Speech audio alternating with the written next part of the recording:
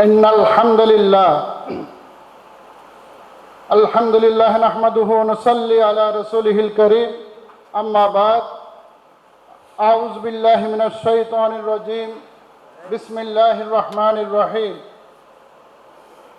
শহীদি কাফেলা বাংলাদেশ জামাত ইসলামী চট্টগ্রাম মহানগরী কর্তৃক আয়োজিত আজকের এই বর্ণাঢ্য ওলামা মাশায়েখ সম্মেলনের সম্মানিত সভাপতি, আজকে উপস্থিত এই সম্মেলনের প্রধান মেহমান, বিশেষ মেহমানবৃন্দ, চট্টলার নেতৃবৃন্দ এবং আমার সম্মুখে উপবিষ্ট সম্মানিত মুআজ্জাজ উলামায়ে কেরাম, মাশায়েখে আযম, সুধীবৃন্দ, আসসালামু আলাইকুম ওয়া রাহমাতুল্লাহি ওয়া বারাকাতুহু।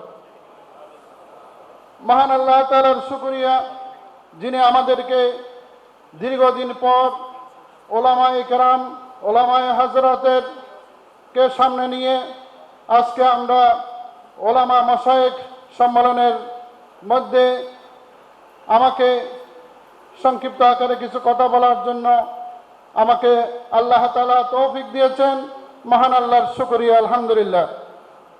সম্মানিত ওলামায়ে কেরাম, মহান আল্লাহ তাআলা পবিত্র কোরআনে ফরমান, আতিউল্লাহ ওয়ার রাসূল ওয়া লা তানাযাউ ফাতাফশালু ফাতাযহাবা রিহুকুম। আল্লাহ তাআলা সূরা আল ইমরানে, সূরা আনফালে আল্লাহ তাআলা ইরশাদ ফরমায়েছেন যে আল্লাহর বান্দারা, তোমরা আনুগত্য করো আল্লাহর, আনুগত্য করো রাসূলের এবং মত পার্থক্যে লিপ্ত হইও না, তাহলে তোমরা দুর্বল হয়ে যাবে এবং তোমাদের শক্তিমত্তা দুর্বল হয়ে যাবে, তোমাদের শক্তিমত্তা বিনষ্ট হয়ে যাবে। আজকে আমরা বাংলাদেশের, শুধু বাংলাদেশের নয়, আমরা সারা বিশ্বের দিকে তাকালে দেখি যে আমরা আজকে ইসলামকে যেভাবে আমাদের জীবনে, আমাদের জীবন বিধান হিসেবে আল্লাহ তাআলা নাজিল করেছেন, সেটা আমরা সেভাবে মানছি না। আমাদের সমাজে আমরা দেখি যে আমরা ইসলামকে দুই ভাগে বিভক্ত করে ফেলেছি।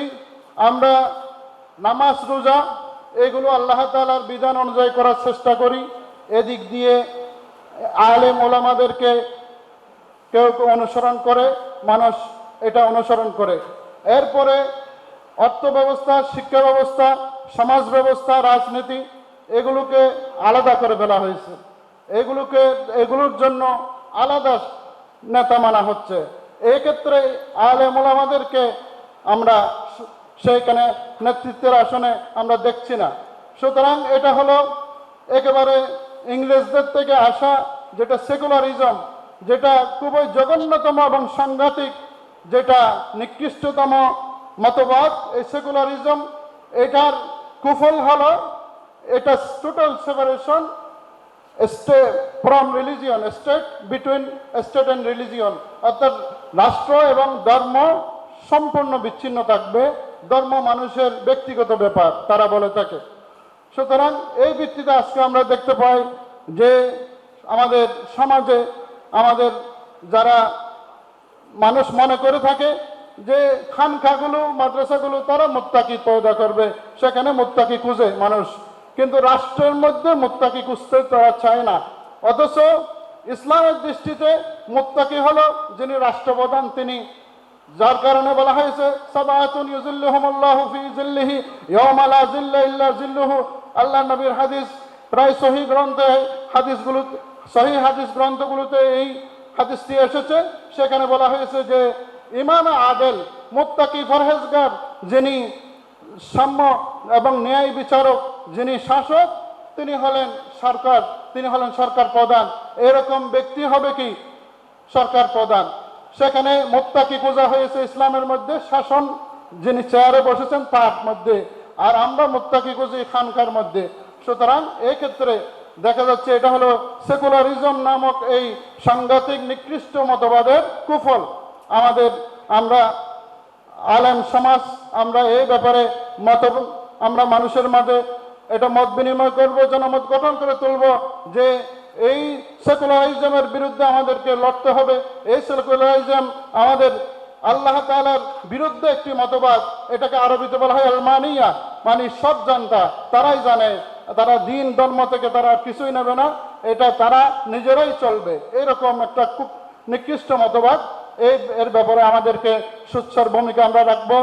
আমরা মিম্বর থেকে এর জন্য ধ্বনি তুলব যে আল্লাহর দ্বীনকে আমরা যদি কায়েম করতে পারি, তাহলে সমাজের বুকে সমস্ত বৈষম্য, অশান্তি এগুলোর অবসান ঘটবে এবং আল্লাহর দ্বীন কায়েম হলে সকল শ্রেণীর মানুষ শান্তি পাবে। অন্য কোনো তন্ত্র মন্ত্র মতবাদ দিয়ে আমাদের শান্তি আসতে পারে না। আমরা সকলেই এই ব্যাপারে সোচ্চার ভূমিকা রাখবো। সকলকে ধন্যবাদ জানিয়ে আমার সংক্ষিপ্ত বক্তব্য শেষ করছি। আমা তৌফিক ইল্লা বিল্লাহ। আসসালামু আলাইকুম ওয়া রাহমাতুল্লাহ।